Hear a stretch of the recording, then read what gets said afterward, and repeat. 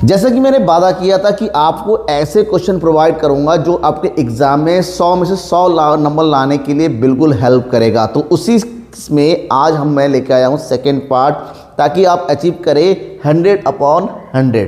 Part 2 जिसमें हम बात करेंगे आज टॉप 10 क्वेश्चंस की, मतलब इकोनॉमिक्स में जो ऐसे टॉप के क्वेश्चन जो एग्जाम में लगातार पूछे जाते हैं, और लगातार मैं ऐसे आप क्वेश्चन बताते रहूँगा, चाहे वो लॉन्ग हो, चाहे शॉर्ट हो, चाहे एमसीक्यू हो, सब कुछ बस बने रहना होगा मेरे साथ लास्ट तक। तो यहाँ पर जब हम टॉप 10 की बात करेंगे, शुरुआत में जो सबसे पहला क्वेश्चन आता है, अगर आप उत्तराखंड, बिहार और एमपी के बोर्ड के स्टूडेंट हैं, ध्यान में रखिएगा, उसके लिए तो ये बहुत ही इंपॉर्टेंट क्वेश्चन है। नंबर 1 क्वेश्चन इज उपभोक्ताओं के साम्य को उदासीनता वक्र विश्लेषण द्वारा समझाइए। उदासीनता वक्र को कई नामों से जाना जाता है। इसको तटस्थता वक्र भी के नाम से भी जाना जाता है, इसको जो है अनाधिमान वक्र के भी नाम से जाना जाता है। धर्म कंफ्यूज नहीं होना है, दैट इज इंडिफरेंस कर्व। तो सबसे पहले उपभोक्ता संतुलन को बताना है। साम्य मतलब संतुलन, तो उपभोक्ता संतुलन के बारे में लिख दीजिए। देखिए हमेशा जो भी क्वेश्चन होता है तो पॉइंट टू पॉइंट बताइए। तो यहाँ पर पूछा गया उपभोक्ता के उदासीनता वक्र के माध्यम से। तो सबसे पहले उपभोक्ता के बारे में बताइए, उपभोक्ता संतुलन के बारे में, कि उपभोक्ता का संतुलन उस अवस्था में होता है जब एक उपभोक्ता अपने दिए गए आय को इस प्रकार से व्यय करता है ताकि उसको अधिकतम संतुष्टि की प्राप्ति हो सके। और यहाँ पर उपभोक्ता की कीमत रेखा उसकी आय और उपभोग वस्तु की कीमतों को द्वारा निर्धारित होती है। इस प्रकार से कीमत रेखा के साथ प्रत्येक उपभोक्ता चाहता है कि उसका जो उदासीनता वक्र बने वो ऊंचा सा ऊंचा हो। इस प्रकार से उदासीनता वक्र के माध्यम से अगर उपभोक्ता संतुलन की स्थिति पानी है तो उसके लिए कुछ प्रमुख शर्तें हैं, जिसको बेसिकली 2 कैटेगरी में बांटा गया है। नंबर 1, उदासीनता वक्र कीमत रेखा को स्पर्श करता हुआ होना चाहिए। उदासीनता वक्र के माध्यम से उपभोक्ता के संतुलन के लिए उदासीनता वक्र का कीमत रेखा को छूना जरूरी है, क्योंकि कीमत रेखा कीमत और आय को बताता है और उदासीनता वक्र संतुष्टि को बताता है। तो जहां पर एक उपभोक्ता जितना पैसा खर्च करता है कीमत के आधार पर और जितनी संतुष्टि मिल रही है, दोनों जिस बिंदु पर बराबर होंगे, मतलब वस्तु X की और वस्तु Y के लिए सीमांत प्रतिस्थापन दर वस्तु Y की कीमतों के अनुपात में बराबर हो जाएगा, तो ऐसे में ये जो RS बनता है और जो IC वर्क है इस बिंदु पर E बिंदु पर आपस में बराबर हो रहा है, तो यहाँ पर E बिंदु को संतुलन का बिंदु माना जाएगा। पहला कंडीशन ये है। दूसरा कंडीशन इसी चीज को पूरा होता है कि एक ऐसा बिंदु जहां पर उदासीनता वक्र मूल बिंदु की ओर उन्नतोत्तर होना चाहिए और MRS जो है घटता हुआ होना चाहिए, क्योंकि MRS जो होता है बेसिकली अगर बढ़ता हुआ हो इसका मतलब होता है जो संतुलन स्थायी नहीं होगा। जैसे ये पहला है, MRS हमारा क्या हो रहा है, बढ़ता हुआ, गैप ज़्यादा बढ़ रहा है, लेकिन इस बिंदु पर हमारा MRS कम है और उदासीनता वक्र उल्टी दिशा में ऊपर की ओर भाग रहा है, वापस नहीं आ रहा है। यहाँ पर उदासीनता वक्र देखिए नीचे की ओर आ रहा है, फिर वापस आ रहा है, फिर आगे की ओर, मतलब ये यहाँ पर उदासीनता वक्र रुक नहीं रहा है। तो ऐसा बिंदु जहाँ पर कीमत रेखा को टच भी करे और टच करने के उल्टी दिशा में भागता हुआ दोबारा घूम के ना आए, उस बिंदु को उदासीनता वक्र संतुलन का उदासीनता वक्र के द्वारा उपभोक्ता के संतुलन की। ये जो मैंने बताया आपको कंप्लीट ऐसा ही लिखना है, ताकि आपको एग्जाम में उत्तराखंड जो आप यूपी बोर्ड के 10 नंबर मिलेगा, उत्तराखंड बोर्ड के तो 6 नंबर मिलेगा, ठीक है, इसी हिसाब से मिलता रहेगा। नेक्स्ट इज पूर्ति की लोच के अर्थ को समझाइए तथा इसको प्रभावित करने वाले तत्वों की विवेचना कीजिए। पूर्ति की लोच का अर्थ, देखिए पूर्ति की लोच क्या है, किसी वस्तु की कीमत में होने वाले परिवर्तन से उसके पूर्ति में होने वाले परिवर्तन का अनुपात जो होता है ना, वो पूर्ति की लोच कहते हैं। जब पूर्ति की लोच को प्रभावित करने वाले कारक कहते हैं। पूर्ति की लोच को प्रभावित करने में कई सारे कारक है, जैसे वस्तु की प्रकृति, वस्तु अगर स्थायी है, टिका हुआ है तो उसकी लोच ज़्यादा होती है, वस्तु अगर टिकाऊ नहीं है तो उसकी लोच कम होती है। उत्पादन लागत, जिस वस्तु के उत्पादन के लिए अधिक लागत होती है बेसिकली उसकी पूर्ति भी क्या होती है, कम होती है। नेक्स्ट है भावी कीमतों में परिवर्तन, अगर फ्यूचर में वस्तु की कीमत में परिवर्तन होने की आशा हो तो वर्तमान में उसकी लोच जो है बढ़ जाती है, कम हो जाती है, ठीक है। नेक्स्ट है प्राकृतिक बाधाएं, पूर्ति की लोच को प्राकृतिक घटक भी प्रभावित करते हैं। अगर प्राकृतिक कारणों से कोई वस्तु की पूर्ति नहीं बढ़ाई जा सकती है, इसका मतलब ये हुआ कि प्रकृति में होने वाली अचानक से पूर्ति में परिवर्तन नहीं हो पाता है, पूर्ति की लोच हमारे यहाँ पर कम हो जाती है। उत्पादन की तकनीक जितनी जटिल होती है उससे ही पूर्ति बेलोचदार होती जाएगी, बेलोचदार। और अगर जो उत्पादन की तकनीक जो है सरल है और बदलता रहता है तो ऐसे में उत्पादन की जो पूर्ति की लोच होती है वो भी लोचदार होती है। जोखिम सहन करने की क्षमता है, क्षमता के आधार पर अगर उद्यमी जोखिम सहन करना चाहता है तो पूर्ति लोचदार होगी, और जो है उत्पादक जोखिम सहन नहीं करना चाहता है तो वो बेलोचदार हो जाएगी। समय तत्व, अति अल्पकाल के लिए वस्तु की पूर्ति बेलोचदार होती है, अल्पकाल के लिए लोचदार होती है और दीर्घकाल के लिए अधिक लोचदार होती है। ठीक है, नेक्स्ट होता है मांग की कीमत लोच की विभिन्न श्रेणियाँ। जब हम मांग की कीमत लोच की बात करते हैं बेसिकली 5 श्रेणियाँ होती है। नंबर 1 होता है सापेक्षता लोचदार मांग। बाकी आंसर आपके सामने है, आप इसके स्क्रीनशॉट लेके रखिए। इसका कंप्लीट आंसर चाहिए तो www.theeconomicguru.com पे जाइए, वहाँ पर भी आपको इसका आंसर कंप्लीट मिल जाएगा। तो बात होती है सापेक्षता लोचदार मांग, एक ऐसी स्थिति जहाँ पर कीमत में परिवर्तन से की तुलना में उसकी मांग में अधिक परिवर्तन होता है। नंबर 2 सापेक्षता बेलोचदार मांग, एक ऐसी स्थिति जहाँ पर वस्तु की कीमत में जितना परिवर्तन होता है वस्तु की मांग में उससे कम परिवर्तन होता है। तीसरी स्थिति दैट इज इकाई लोचदार मांग, एक ऐसी स्थिति जहां पर वस्तु की कीमत में परिवर्तन और वस्तु की मांग में परिवर्तन एक समान होता है, that is ED is equal to 1। पूर्णतः बेलोचदार मांग लोचदार मांग, एक ऐसी स्थिति जहां पर वस्तु की कीमत में परिवर्तन ना हो या भी बहुत कम परिवर्तन हो, उसके बावजूद भी वस्तु की मांग में बहुत अधिक परिवर्तन होता है, दैट इज हमारा जो ईडी होता है वो इन्फिनिटिव होता है।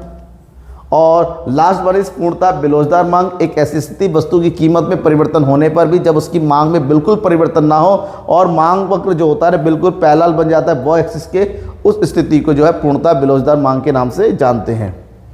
फोर्थ क्वेश्चन, पूर्ण प्रतियोगिता, एकाधिकार और एकाधिकारिक प्रतियोगिता में अंतर बताइए। अंतर तो बहुत पूछा जाता है। पूर्ण प्रतियोगिता यहाँ पर समान और समरूप वस्तुओं का उत्पादन होता है, एकाधिकार में वस्तुओं में विविधीकरण हो जाता है और एकाधिकार में शुद्ध एकाधिकार की दशा होती है, कोई भी निकटतम प्रतिस्थापन नहीं होता है। पूर्ण प्रतियोगिता में विक्रेता और विक्रेताओं को बाजार के दशाओं का ज्ञान होता है, एकाधिकार में विक्रेता दोनों को बाजार की दशाओं का ज्ञान नहीं होता है और यहाँ पर क्रेता को बाजार की दशाओं का ज्ञान नहीं होता, केवल विक्रेता का होता है। पूर्ण प्रतियोगिता में बाजार औसत आगम और सीमांत आगम बराबर होता है, एकाधिकार में औसत आगम और सीमांत आगम जो है अधिक लोचदार होती है, बराबर नहीं होते हैं और यहाँ पर औसत आगम सीमांत आगम दोनों ही नीचे की ओर गिरता हुआ होता है। पूर्ण प्रतियोगिता में कोई भी विक्रय लागत नहीं होती हैं, एकाधिकारी प्रतियोगिता में बहुत अधिक विक्रय लागत होती है क्योंकि यहाँ पर बहुत सारे फर्म होती है, सबके पास अपने अपने अलग अलग प्रकार की वस्तुएं होती हैं, हर कोई बेचना चाहता है, विज्ञापन का प्रयोग किया जाता है। पूर्ण प्रतियोगिता में विज्ञापन की आवश्यकता नहीं होती है और एकाधिकार में सीमित विज्ञापन होता है कि भाई हमारे पास सामान है, जिसको लेना है आ जाओ। पूर्ण प्रतियोगिता में वस्तुओं की कीमत सीमांत लागत बराबर होती हैं, एकाधिकार में वस्तु की कीमतें सीमांत लागत से अधिक होती हैं और एकाधिकार में दीर्घकाल में सामान्य असामान्य लाभ प्राप्त किया जा सकता है क्योंकि यहाँ पर एक ही फर्म होता है।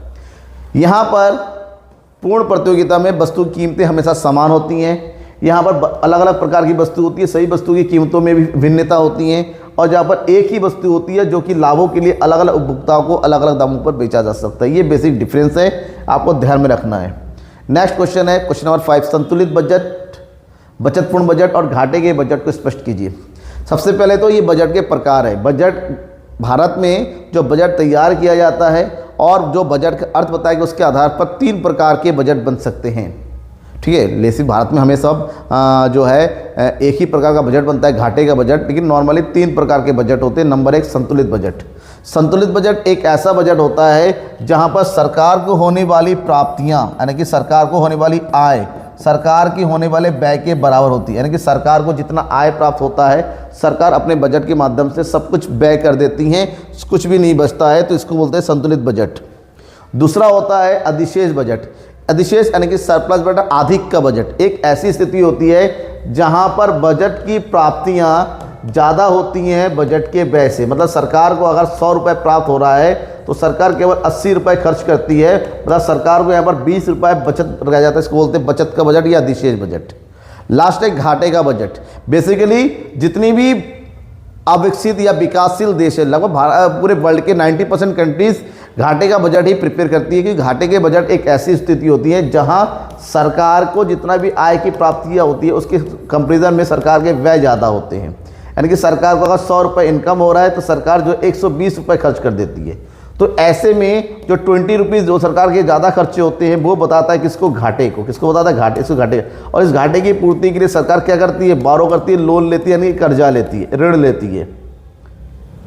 नेक्स्ट क्वेश्चन इज समग्र मांग तथा समग्र पूर्ति की अवधारणा को चित्र के साथ स्पष्ट कीजिए। सामूहिक मांग क्या है? सामूहिक यानी कि समग्र मांग। एक अर्थव्यवस्था में वस्तु और सेवाओं की संपूर्ण मांग को सामूहिक मांग कहते हैं। कि एक अर्थव्यवस्था में जितने भी नागरिक रहते हैं सभी लोग अपनी आवश्यकताओं की पूर्ति के लिए जितना भी व्यय करते हैं उन सभी व्ययों का योग कुल व्यय, और कुल व्यय ही देश का सामूहिक मांग कहलाता है। कुल व्यय के दो भाग होते हैं, एक उपभोग व्यय और निवेश व्यय। इस प्रकार से सामूहिक मांग बराबर उपभोग व्यय और निवेश व्यय होता है। किसी भी देश का सामूहिक व्यय जो व्यय होता है वहाँ पर उस देश की आय के ऊपर डिपेंड करती है, यानी कि आय के साथ साथ व्यय भी बढ़ती चली जाती हैं। यानी कि आय में अगर वृद्धि होती है तो जो उपभोग में वृद्धि होगी, उपभोग निवेश हमेशा देश का स्थिर होता है, और निवेश और उपभोग दोनों का जो है दोनों का टोटल होता है क्या चीज़? सामूहिक मांग। किसी भी देश में जब भी सामूहिक निवेश की बात करते हैं वो एकदम एक्स एक्सिस के समानांतर होता है, और जो उपभोग होता है वो हमेशा नीचे से ऊपर की ओर चढ़ता होता है, ये कभी भी जीरो नहीं हो सकता है, और इन दोनों का टोटल होता है सामूहिक मांग। इस प्रकार से ये ऊपर की ओर चढ़ता होता है। ये डायग्राम आपको बनाना है। नेक्स्ट वन इज सामूहिक पूर्ति। किसी भी देश में जितने भी उत्पादक है सभी उत्पादकों के उत्पादन की कुल योग को हम सामूहिक पूर्ति कहते हैं, और कुल योग को हम सकल घरेलू उत्पाद भी कहते हैं। तो इस प्रकार से किसी भी देश का जो सामूहिक पूर्ति होती है उस देश के कुल साधन आय या कुल घरेलू उत्पाद के बराबर होता है। इसका मतलब always AD equal to GDP equal to Y, क्योंकि इनकम के दो भाग होते हैं, डेट इज एक भाग खर्च व्यय किया जाता है और एक भाग बच जाता है, C इक्वल टू Y। ऐसे में AS के भी दो भाग होते हैं, C प्लस Y।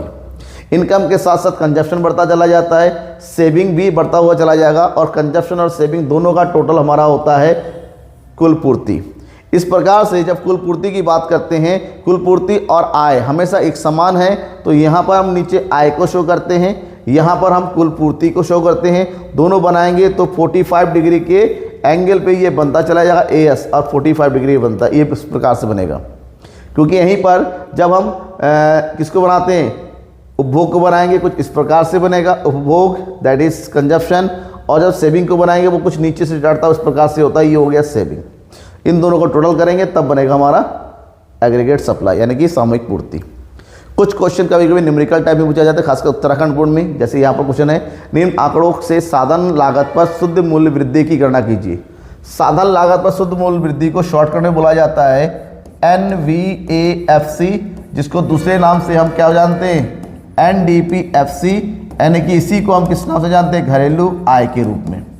तो हमारे पास जो कुछ भी है उससे हम घरेलू, सबसे पहले देखिए क्या क्या दिया है हमारे पास। मूल्यह्रास है, आर्थिक सहायता है, विक्रय है, निर्यात है, अंतिम स्टॉक, प्रारंभिक स्टॉक, मध्यवर्ती है।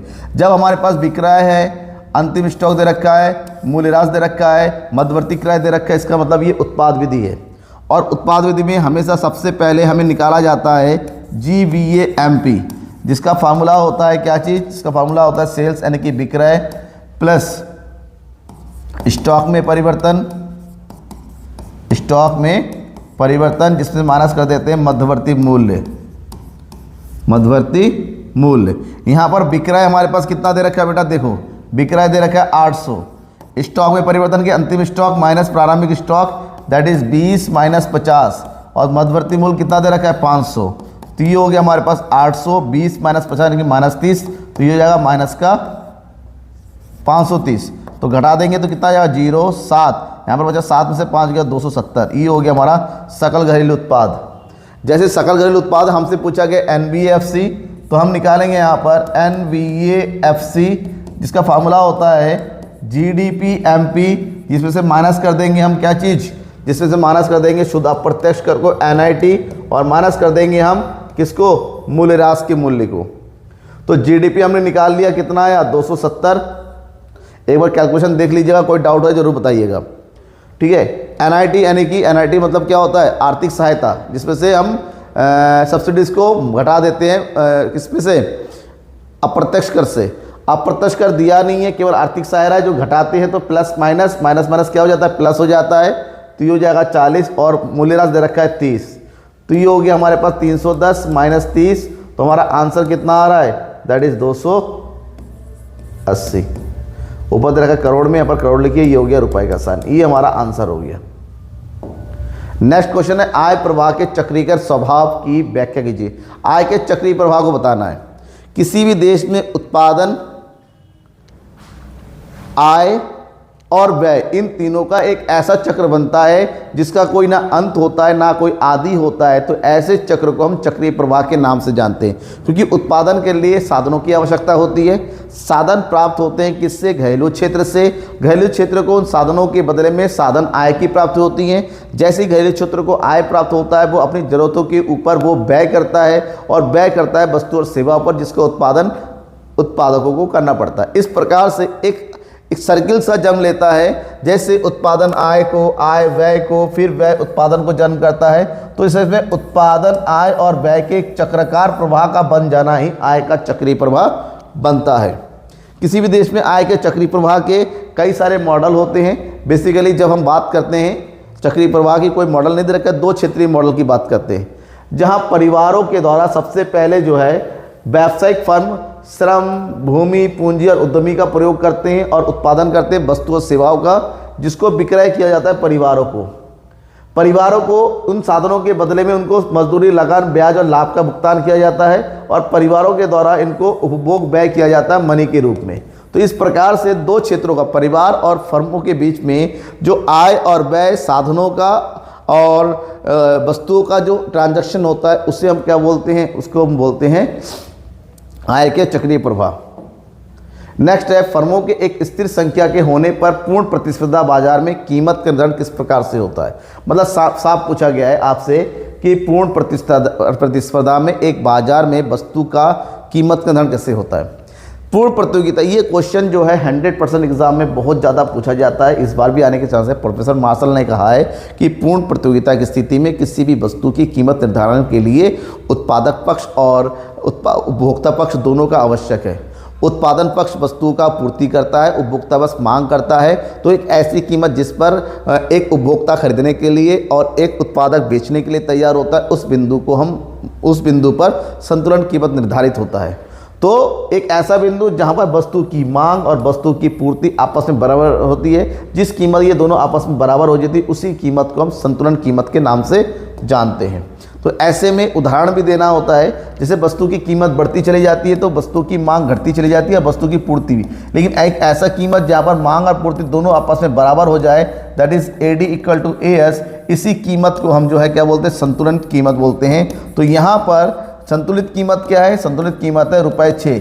₹6 होने पर वस्तु की कीमत और वस्तु की मांग और वस्तु की पूर्ति दोनों ही आपस में बराबर है। जब दोनों ही आपस में बराबर है तो ऐसे में बिंदु E पर वस्तु की कीमत पर मांग और पूर्ति दोनों ही बराबर, तो इस बिंदु को हम बोलते हैं संतुलन बिंदु ₹6। और लास्ट क्वेश्चन है आज की इस क्लास का, दैट इज व्यावसायिक बैंकों के कार्यों का वर्णन कीजिए। व्यावसायिक बैंक एक ऐसा बैंक है जो जनता से लाभ के उद्देश्य से धन जमा करती है, उनके मांगने पर ऋण प्रोवाइड करती हैं। व्यावसायिक बैंकों के कार्य को 3 कैटेगरी में बांटा जाता है। जब हमसे कोई कैटेगरी पूछा नहीं गया है तो लॉन्ग में हम 2 कैटेगरी बता दीजिए आप, व्यावसायिक बैंकों के प्राथमिक कार्य और द्वितीयक कार्य।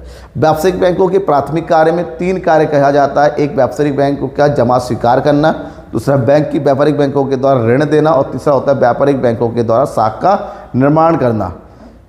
ठीक है। इसके अलावा व्यावसायिक बैंकों के द्वितीयक कार्यों को बता दिए। व्यावसायिक बैंक के द्वितीयक कार्यों को 2 कैटेगरी में बांटा गया है। व्यावसायिक बैंकों के द्वारा एजेंट के रूप में कार्य करना और व्यावसायिक बैंकों के द्वारा सामान्य उपयोगिता के कार्य करना।